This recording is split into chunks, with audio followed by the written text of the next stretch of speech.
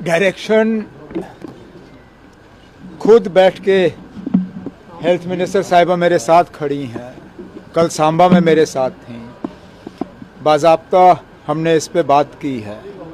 और जैसे मैंने कल सांबा में कहा, इन बच्चों को जैसे ऑर्डर आया है, इन्होंने नीट के एग्ज़ाम जो है पास कर लिए हैं, इनका मेरिट है, इनको अब एडजस्ट करना कानूनन हमारी जिम्मेवारी है। और इनको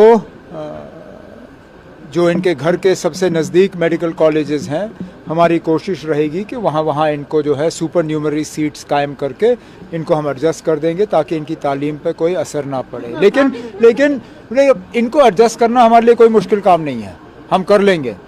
लेकिन इस मेडिकल कॉलेज को बंद करके जो आगे जाके बच्चों के मुस्तकबिल के साथ खिलवाड़ हुआ है, उस पर भी हमें सोचना चाहिए।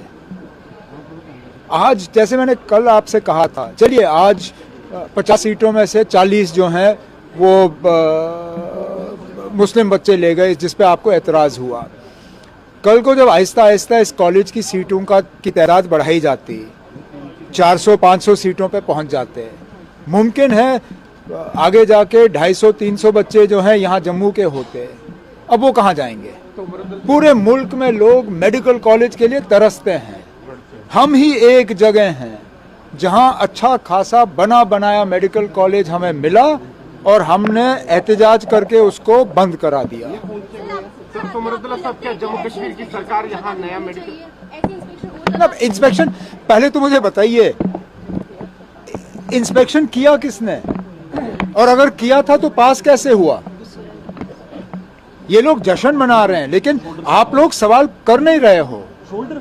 आपको पहले तो उस यूनिवर्सिटी के जो उनके जो ऑफिस बेरर्स हैं, ऊपर से लेके नीचे तक, आपको उनसे पूछना चाहिए कि आखिरकार अगर आपने मेडिकल कॉलेज बनाया तो वो इंस्पेक्शन में पास क्यों नहीं हुआ? बीजेपी कहती है कि कोई स्टैंडर्ड जो है उसके मापदंड जो थे वो पूरे नहीं कर पा रहे। फिर तो ये और अफसोस की बात है। इस यूनिवर्सिटी को हेड कौन करते हैं? यूनिवर्सिटी के चांसलर कौन है? कहीं ना कहीं आपको उनसे भी फिर सवाल करना चाहिए। मेरे यहाँ तो आप पहुंच जाते हो सवाल करने के लिए, जरा वहां भी डेरा जमा के सवाल करिए ना कि अगर आज बीजेपी इस बात पे खुश है कि यूनिवर्सिटी ने अपने स्टैंडर्ड्स मेंटेन नहीं किए, अगर स्टैंडर्ड्स मेंटेन नहीं किए तो इसके लिए कसूरवार कौन है और उनके खिलाफ कार्रवाई क्या की जाएगी? क्योंकि चलिए इन 50 बच्चों को हम एडजस्ट कर देंगे, लेकिन जो आगे जाके नुकसान हुआ है बच्चों के मुस्तकबिल का, उसके लिए कोई ना कोई तो जवाबदेह होना चाहिए। जो गवर्नमेंट क्या वो वापस हो रहा है, आपकी साइलेंस हो रही है गवर्नमेंट की तरफ से, क्या वो वापस जो एड मिली थी मेडिकल कॉलेज को गवर्नमेंट की तरफ से? नहीं, वो यूनिवर्सिटी को दी थी हमने एड, और हम उन लोगों में से नहीं हैं जो पैसे गिन के वापस। आप इलेक्शन में है, साइलेंस, क्या आपकी अनएम्प्लॉयमेंट बढ़ गई है और बाग और ऑर्चर्ड्स और जो है ट्रीज को कट किया जा रहा है और आप खामोश है और अनएम्प्लॉयमेंट बहुत बढ़ गई है?